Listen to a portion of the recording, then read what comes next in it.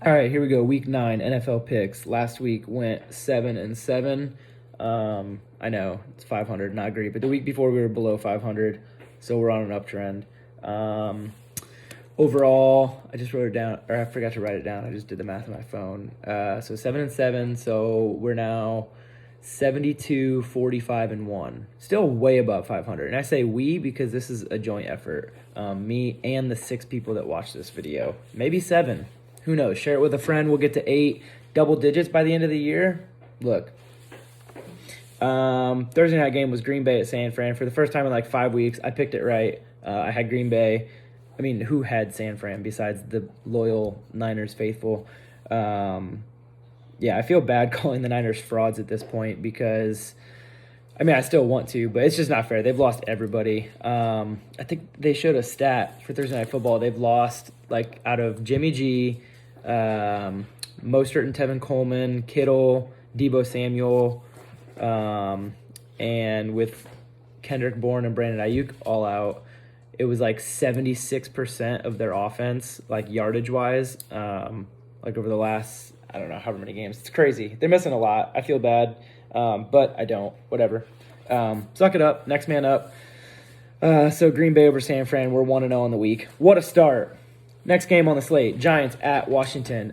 Giants are not looking good. Daniel Jones turns the ball over multiple times a game. I just heard somebody today say that he's like Jamarcus Russell in the fact that he just turns the ball over way too much. And it's insane. Like, he does not get as much crap that Jamarcus Russell used to get, and Danny Dimes turns it over twice a game. Like, fumbles McGee. I don't know how big his hands are. I don't know if they looked at that metric during the draft combine, but he must have tiny hands because the dude can't hold on to the ball.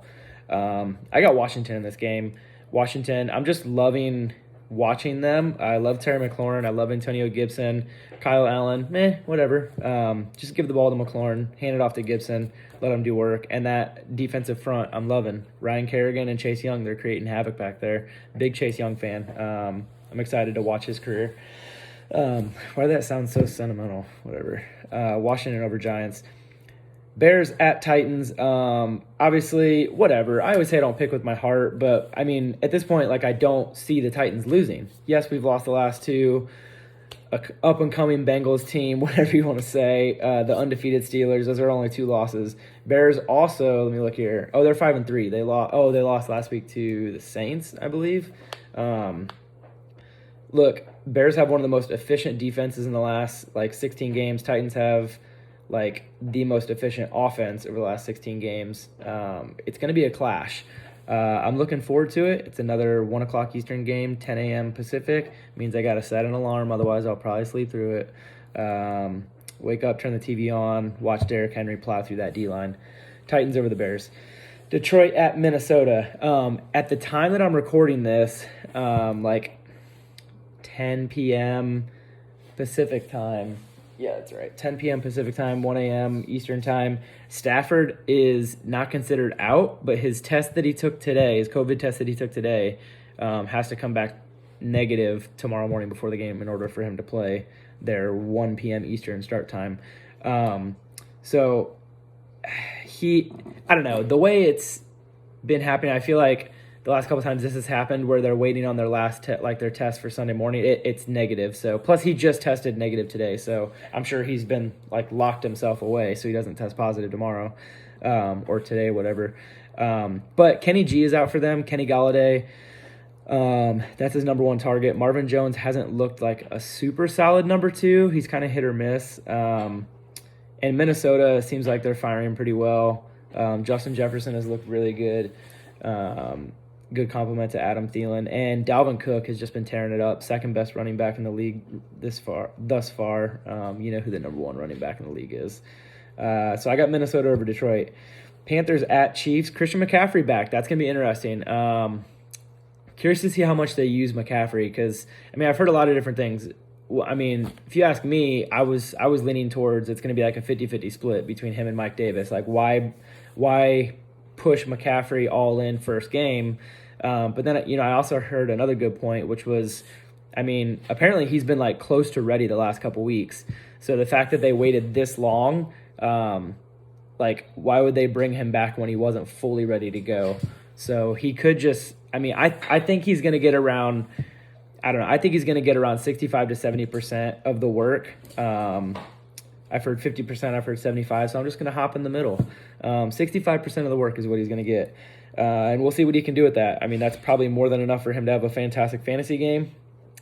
But I don't see them overcoming the Chiefs. The Chiefs are just too good. Chiefs over the Panthers. Texans at Jaguars. I got the Texans in this one. Jaguars are starting, hang on, Jake Luton. I don't know. The dude's 6'6", 224. I thought I was looking at Derrick Henry's stats. But this is Jake Luton out of Oregon State. We'll see. But Jags don't look good this year. It's looking like they're tanking for Trevor Lawrence. Maybe, if he ever comes back from COVID. Go Irish. I got Texans over the Jaguars.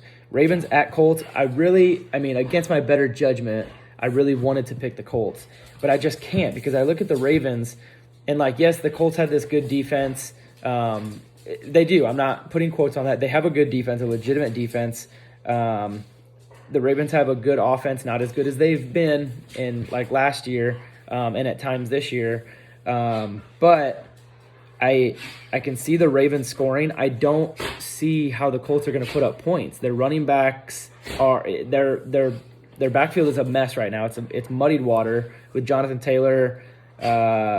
What's Wilkins' first name? Trevor Wilkins? No, that's not right. Wilkins. I don't know. It doesn't matter. And Naheem Hines. And T.Y. Hilton, who's gone. He might as well have retired. Pascal and Paris Campbell. I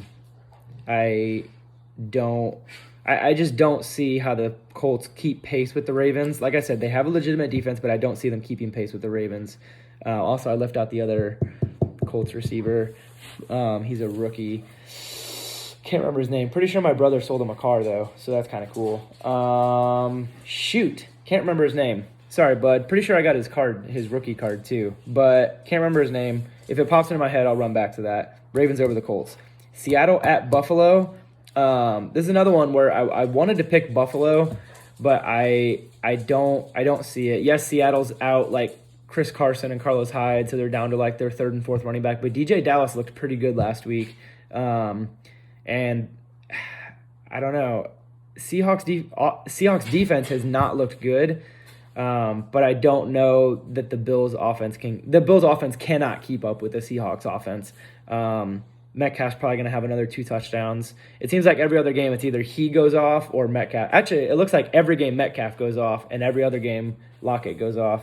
Russ Wilson's just too good. MVP candidate this year, obviously. Seahawks over the Bills. Denver at Atlanta. This is another, same thing. I don't see how Denver keeps pace with Atlanta's offense. Calvin Ridley expected to be out, which somebody was saying, oh, that's bad news for Matt Ryan. But I'm pretty sure I looked back and, losing Calvin Ridley does not affect Matt Ryan as much as when he doesn't have Julio. When he doesn't have Julio, they are trash. But when they don't have Calvin Ridley, it's we still have Julio. So they still have Julio Jones. As long as Julio Jones is out there and Matt Ryan is throwing in the ball, not that Matt Ryan's dog's going crazy. Not that Matt Ryan's just some phenomenal quarterback, but him and Julio have been connecting for, 6-8 years? Julio's a monster. He's going to go off. Atlanta over Denver. Raiders at Chargers. Man, I was so close to choosing the Raiders here on the road. Not that they have to go far. Few hours to L.A., but Justin Herbert he's just been tearing it up, and I'm fully on board the Herbert train, the Sherbert man. Keenan Allen, though, is questionable. I seen that he tested negative, but he had some sort of symptoms. So he took a test today, and as long as that comes back negative tomorrow, then he's good to go. That's huge, though. That's Herbert's number one target by far. So if he's out, Mike Williams is going to have to step up. Justin Jackson, Josh Kelly in the backfield, and that other guy they had play last week, Pope. So we'll see. But I got Chargers over the Raiders in this one. If I already told some buddies, I sent them my picks. I told him I'm going 12-2, and the two games I'm going to get wrong is Raiders at Chargers, and next game I'll talk about Miami at Arizona. I got Arizona in that game, but I could see Miami upsetting them. So we'll just jump to that one. So I had Chargers over Raiders. We'll go to Arizona, Miami at Arizona. I do have Arizona in this one. Tua did not look good last week. Their defenses looked really good. Miami's defenses, I think, surprised a lot of people. But it's another thing when you have to guard DeAndre Hopkins and Christian Kirk, who's been tearing it up. And, oh, wait, there's a Hall of Famer there as well, Larry Fitzgerald. Don't forget about him. Also, Kenyon Drake out for the Cardinals, which honestly I think is a good thing. Chase Edmonds, I think, is a better running back. He has better hands. So I think Arizona takes this one. Pittsburgh at Dallas. This might get ugly early. Dak Prescott, broken leg. Andy Dalton, permanent concussion. Ben DiNucci, I don't even know what happened to him last week, but they're starting. I thought it was going to be Cooper Rush, but it's not. It's Gilbert or something like that. Let's see if I can do this and talk at the same time. So I don't see the Cowboys honestly scoring at all. Zeke has looked terrible since their line's been bad. So I think, man, if there's anybody that's been getting exposed this year, it's Zeke. He has not looked good. Ben DiNucci, Garrett Gilbert, ladies and gentlemen. So that's going to be your starting quarterback for the Dallas Cowboys. We'll see. But Pittsburgh, I think. Pittsburgh in this. First, second, third, fourth quarter, first half, second half. Start to finish, this is Pittsburgh. Saints at Bucks. I'm so excited to watch this game. I hate seeing the Saints in prime time. Like, they're so overplayed. Saints might as well be an NFC East team, as much prime time as they get and as many times as they waste their prime time games. But Mike Thomas is back. That's exciting. Who doesn't want to watch Mike Thomas? Who doesn't want to watch the best receiver in the league as he does his 6-yard slant routes and then gets tackled? But he'll do that 20 times, so he has 20 catches, so he's the best receiver in the league, whatever. He's not even a top 5 receiver in the league, if you ask me. That's another video. But for the Bucks, Antonio Brown, fire him up in your lineups. 2 touchdowns in this game. Two touchdowns from Tom TB12, T-Bizzle Brady. Tom Brady and Antonio Brown, 2 touchdowns. Put money on it. Bucks over the Saints. Pats at Jets. Honestly, I think another ugly one. The Pats have not looked good recently. What's their record? Are they 5-3? What are the Pats? Oh, shoot. I'm an idiot. Patriots are 2-5. I had that backwards. They have not looked good, but the Jets have not looked good at all.